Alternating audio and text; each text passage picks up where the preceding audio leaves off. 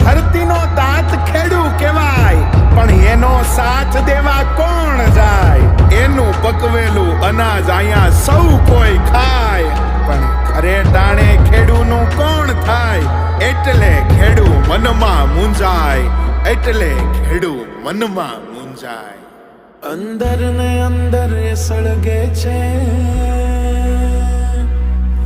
બળદના ચોટાએ બાંધી કામે વળગે છે.